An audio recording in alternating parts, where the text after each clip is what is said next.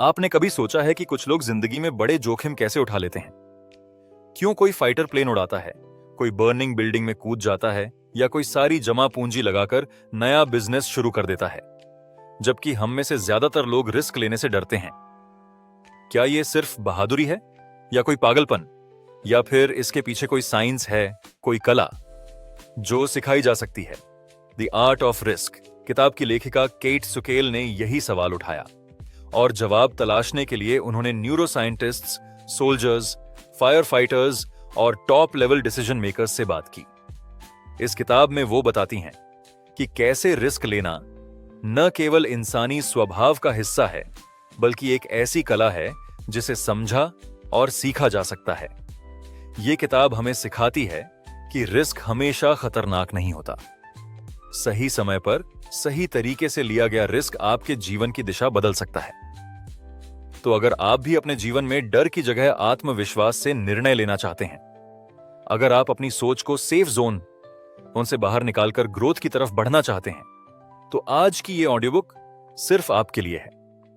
आज हम जानेंगे रिस्क लेने का असली मतलब क्या है, हमारा दिमाग कैसे रिस्क को प्रोसेस करता है, और कैसे आप भी अपने जीवन के बड़े फैसले आत्मविश्वास से ले सकते हैं।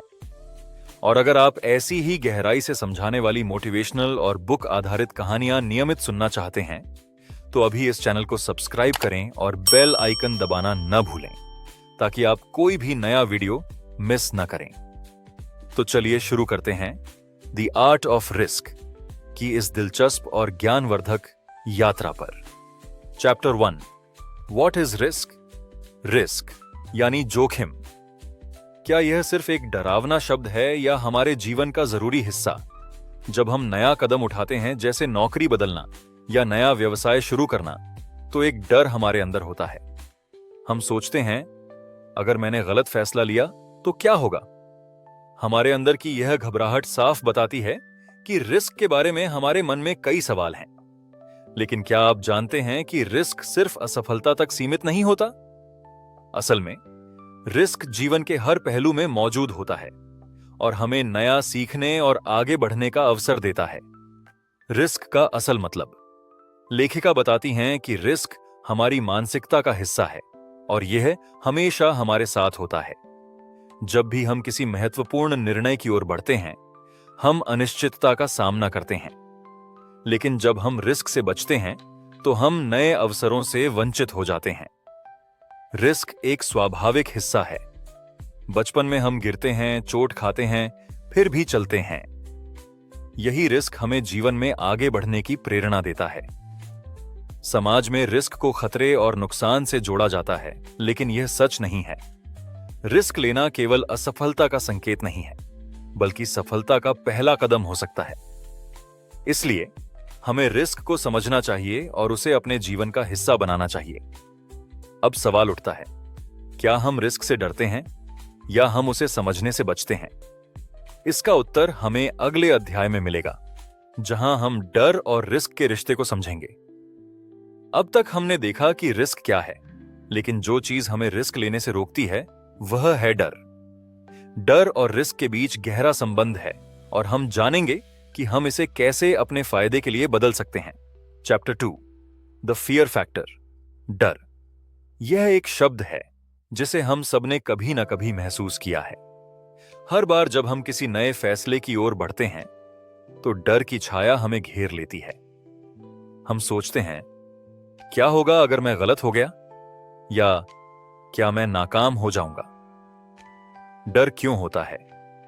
हमारा डर, खासकर रिस्क से संबंधित, एक प्राकृतिक प्रतिक्रिया है। यह हमारे दिमाग की सुरक्षा प्रणाली है, जो हमें खतरे से बचाने के लिए काम करती है। लेकिन क्या कभी आपने सोचा है कि यह डर हमेशा हमें सुरक्षित नहीं रखता, बल्कि कभी-कभी हमें हमारी पूरी क्षमता से दूर भी कर सकता है? केट सुकेल इस अध्याय में बताती हैं कि डर और रिस्क का गहरा संबंध है। जब हम डरते हैं, तो हम रिस्क लेने से बचने की कोशिश करते हैं, और इससे हम नए अवसरों से चूक जाते हैं। यह डर अक्सर हमारी कल्पनाओं का हिस्सा होता है, न कि वास्तविकता। क्या डर हमेशा बुरा होता है? दरअसल डर का उद्देश्य हमें सुरक्षित रखना होता है।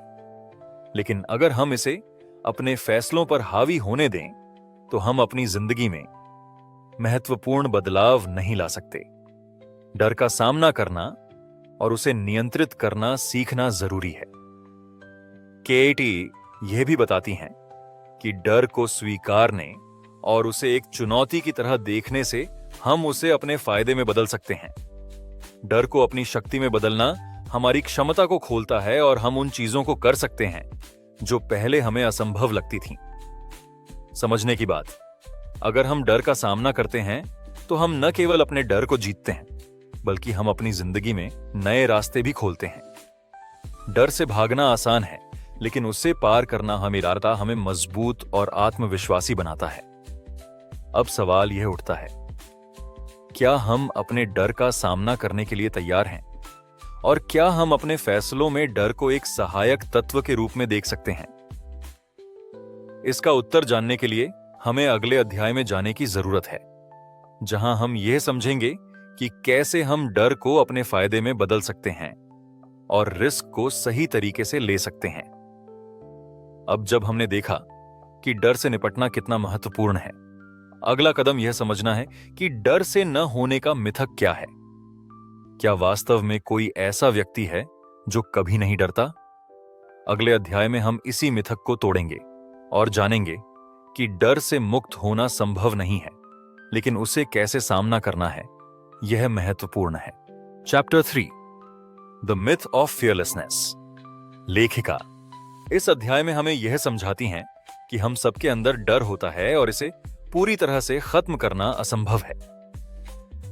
समाज में यह धारणा बन चुकी है कि कुछ लोग पूरी तरह से निडर होते हैं और उनका यह डरहीन होना सफलता का कारण है। लेकिन सच यह है कि यह एक भ्रम है। हमारे दिमाग में यह ख्याल हमेशा आता है कि जो लोग जोखिम उठाते हैं वे डर के बिना होते हैं, लेकिन वास्तव में ऐसा नहीं है। डर हमारी मानसिक स्थिति का हिस्सा है और हम सब इससे गुजरते हैं। हमें यह समझने की जरूरत है कि डर को महसूस करना पूरी तरह से सामान्य है और यह हमें हमारे फैसलों में ज्यादा सावधानी और समझदारी से काम करने के लिए प्रेरित करता है। लेखिका बताती हैं कि असल में डर को नकारने की बजाय हमें इसे स्वीकार करना चाहिए। डर को अपना दुश्मन मानने की बजाय उसे दोस्त समझना चाहिए। जब हम डर को पूरी तरह से नकारते हैं या उससे भागते हैं तो हम उसे और बड़ा बना लेते हैं। इसीलिए हमें इसे अपने जीवन का हिस्सा मानना चाहिए और इसका सामना करना चाहिए। डर को समझकर हम अपने फैसले और कामों में अधिक साहसिक और समझदारी से काम कर सकते हैं। इसलिए यह जरूरी है कि हम डर को एक बाधा न मानें, बल्कि उसे एक संकेत की तरह लें जो हमें अपने फैसलों में सही दिशा की ओर मार्गदर्शन करता है। डर के बिना जीवन की कोई भी यात्रा अधूरी रहती है, क्योंकि डर हमें सचेत करता है और हमें अपने कार्यों में ज्यादा जिम्मेदार बनाता है। काइट सुकेल हमें यह सिखाती हैं कि जब हम डर से भागने की बजाय उसे समझते हैं तो हम अपने अंदर की असली ताकत को पहचान सकते हैं। डर को नियंत्रण में रखना ही हमारी असली शक्ति है। अब जब हमने यह समझ लिया है कि डर को स्वीकारना कितना जरूरी है, तो अगले अध्याय में हम बात करेंगे जोखिम उठाने की कला के बारे में। क्या हम डर के बावजूद रिस्क उठा सकते हैं? और क्या सही समय पर लिया गया रिस्क हमें सफलता की ओर ले जा सकता है? आइए जानते हैं अगले अध्याय में। Chapter 4, the art of risk taking. अब जब हम डर को समझ चुके हैं तो अगले कदम की बात करते हैं, रिस्क लेना।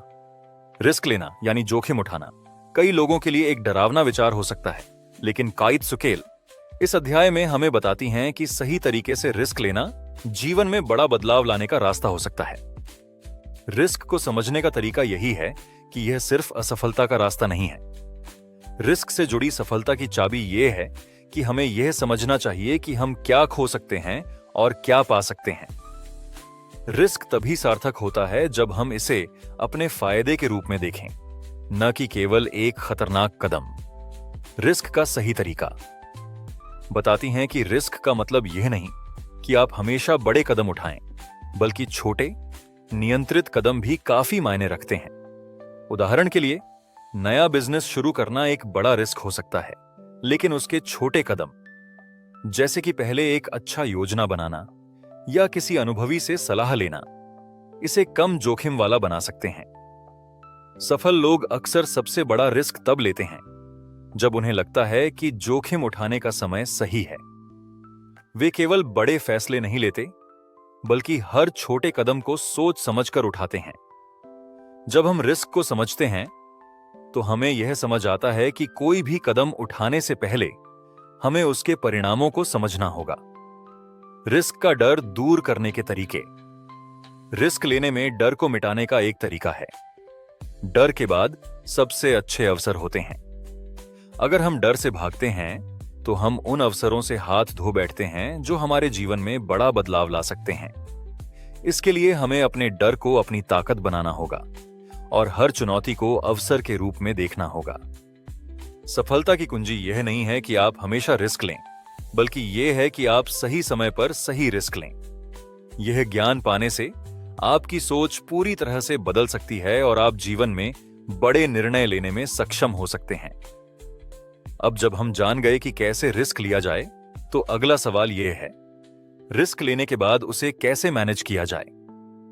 अगले अध्याय में हम देखेंगे कि कैसे हम रिस्क का सामना करते हुए उसे सफलता में बदल सकते हैं। Chapter 5, managing the risk. जब हम रिस्क की बात करते हैं, तो यह केवल एक डरावनी संभावना नहीं होती। असल में रिस्क को सही तरीके से प्रबंधित करना हमारी सफलता के लिए आवश्यक है। यह सही समय पर सही कदम उठाने से जुड़ा होता है और इसके लिए हमें अपने निर्णयों को समझदारी से सोचना होता है। लेखिका हमें बताती हैं कि रिस्क को समझकर और उसे नियंत्रित करके हम अपने जीवन में महत्वपूर्ण बदलाव ला सकते हैं।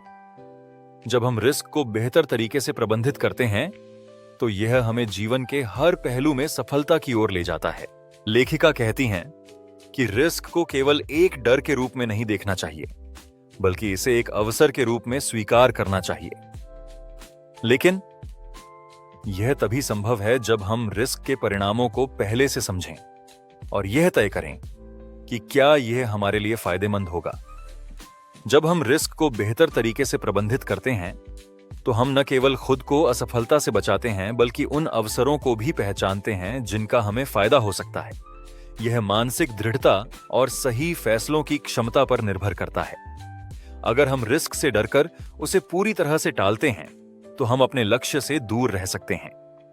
इसीलिए रिस्क को प्रबंधित करने का सबसे महत्वपूर्ण पहलू है समझदारी से निर्णय लेना।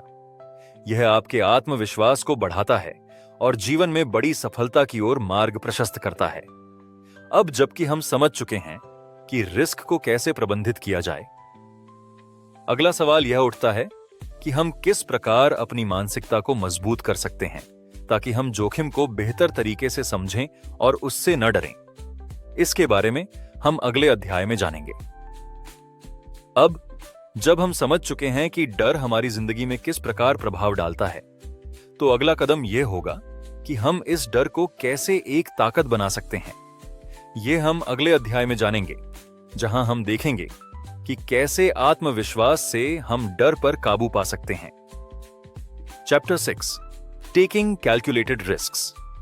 लेखिका इस अध्याय में हमें यह बताती हैं कि सभी रिस्क खतरनाक नहीं होते। कुछ रिस्क तो ऐसे होते हैं जिनका सही तरीके से मूल्यांकन करने पर हम अपने फायदे में बदल सकते हैं। यह जानना जरूरी है कि बिना सोचे समझे कदम उठाना गलत है, लेकिन अगर हम रिस्क को सही तरीके से समझें और उसका विश्लेषण करें, तो यह हमारे लिए फायदेमंद हो सकता है। लेखिका कहती हैं कि हमें हमेशा रिस्क लेने से पहले सभी संभावनाओं का आकलन करना चाहिए। इसका मतलब यह नहीं कि हम पूरी तरह से सुरक्षित रास्ता चुनें, बल्कि यह कि हमें अपने रिस्क को समझकर उसकी सीमा में रहकर कदम उठाना चाहिए। उदाहरण के लिए, यदि आप किसी नए व्यवसाय में निवेश करने जा रहे हैं, तो आपको उस क्षेत्र को अच्छी तरह से समझना और उसकी मार्केट स्थिति का आकलन करना जरूरी है। KIT ये भी बताती हैं कि इस तरह के रिस्क लेने से हमें बड़ी सफलता प्राप्त हो सकती है। अगर हम सही रिस्क चुनते हैं और उसे सही समय पर लेते हैं, तो यह हमारे जीवन में सकारात्मक बदलाव ला सकता है। रिस्क की यह समझ हमें जीवन को पूरी तरह से अपनाने और अपने सपनों को पूरा करने की दिशा में आगे बढ़ने के लिए प्रेरित करती है। अब जब हम यह समझ चुके हैं कि हमें रिस्क कैसे लेना चाहिए, अगला कदम है यह समझना कि हम इसे किस तरह अपने जीवन में एक आदत बना सकते हैं और डर को कैसे अपने फायदे में बदल सकते हैं। यह हम अगले अध्याय में जानेंगे। Chapter 7, the role of fear in risk taking. लेखिका हमें यह बताती हैं कि डर और रिस्क का गहरा संबंध है।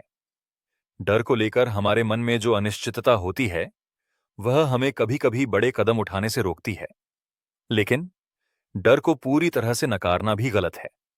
दरअसल डर को समझना और उसे सही दिशा में उपयोग करना एक महत्वपूर्ण कदम हो सकता है। लेखिका कहती हैं कि डर का होना स्वाभाविक है, लेकिन जब हम डर को नियंत्रित करने की क्षमता विकसित कर लेते हैं तब हम रिस्क को बेहतर तरीके से ले सकते हैं। डर से भागने के बजाय हमें उससे सामना करना चाहिए और इसे एक अवसर के रूप में देखना चाहिए। डर हमें यह सिखाता है कि हम अपने आराम क्षेत्र से बाहर निकलने के लिए तैयार हैं और यही हमें जीवन के महत्वपूर्ण बदलावों की दिशा में ले जाता है। साथ ही डर हमें अपनी गलतियों से सीखने और उन्हें सुधारने का अवसर भी देता है। इसीलिए डर को अपने डर के रूप में नहीं बल्कि एक शिक्षक के रूप में देखना चाहिए जो हमें नए अनुभवों और अवसरों तक पहुंचने का रास्ता दिखाता है। अब जब हम समझ चुके हैं कि डर और रिस्क का तालमेल कैसे बनता है, तो हम अगले अध्याय में सीखेंगे कि हम इस डर को कैसे मात दे सकते हैं और उसे अपने फायदे में बदल सकते हैं। Chapter 8, taking smart risks. लेखिका यह बताती हैं कि सिर्फ रिस्क लेना ही महत्वपूर्ण नहीं बल्कि स्मार्ट रिस्क लेना ज्यादा जरूरी है। स्मार्ट रिस्क का मतलब है कि हम उन फैसलों पर विचार करें जो हमें सही अवसरों के साथ जोखिम लेने की अनुमति दें और जिनसे हम कुछ नया सीख सकते हैं। लेखिका के अनुसार स्मार्ट रिस्क लेने के लिए हमें अपने डर को नियंत्रित करना होगा और अपनी मानसिकता को सकारात्मक बनाना होगा। यह भी जरूरी है कि हम जोखिम उठाने से पहले पूरी जानकारी और समझ बनाएं ताकि हम असफलता से बच सकें। स्मार्ट रिस्क लेने का एक बड़ा फायदा यह है कि हम बिना ज्यादा नुकसान के नए अवसरों को आजमाने में सक्षम होते हैं। इसके लिए हमें अपनी योजना को सही तरीके से बनाना और अपने निर्णयों में संतुलन बनाना जरूरी होता है। अब जब हम स्मार्ट रिस्क के बारे में जान चुके हैं तो अगले अध्याय में हम देखेंगे कि इस प्रक्रिया में सही समय का चयन कैसे मददगार हो सकता है और कैसे यह हमें और भी बेहतर फैसले लेने में मदद करता है।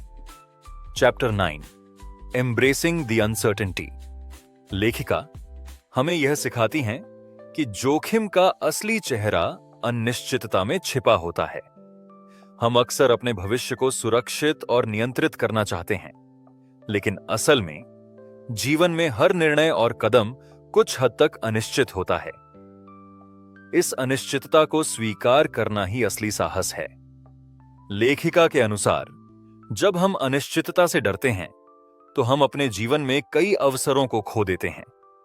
अगर हम इसे गले लगाते हैं और स्वीकार करते हैं कि हर चीज का कोई ना कोई जोखिम होता है तो हम ज्यादा खुले और आगे बढ़ने के लिए तैयार होते हैं। इस अध्याय में लेखिका हमें यह भी बताती हैं कि अनिश्चितता में कुछ खास होता है। यह हमें कुछ नया सीखने, बेहतर बनने और खुद को चुनौती देने का अवसर देता है। यदि हम इसे डर की बजाय अवसर के रूप में देखें तो हम अपने जीवन को बेहतर बना सकते हैं। आखिरकार यह अध्याय हमें यह समझने में मदद करता है कि जोखिम और अनिश्चितता को अपनाने से हम और भी बड़ा जीवन जी सकते हैं, जो केवल सुरक्षित रास्ते अपनाने से नहीं मिलता। Conclusion, the art of risk हमें यह सिखाती है कि जोखिम केवल असफलता नहीं बल्कि नए अवसरों का भी मार्गदर्शन करता है। जीवन में जब हम जोखिम लेते हैं तो हम न सिर्फ अपने डर को पार करते हैं बल्कि नए अनुभव और समझ भी हासिल करते हैं। जोखिम को अपनाकर हम अपने विकास की ओर कदम बढ़ाते हैं और यही हमें असली सफलता की ओर ले जाता है। तो अगली बार जब कोई नया अवसर सामने आए तो डर को छोड़कर उसे अपनाइए, क्योंकि यही जोखिम हमें नई ऊंचाइयों तक ले जाता है।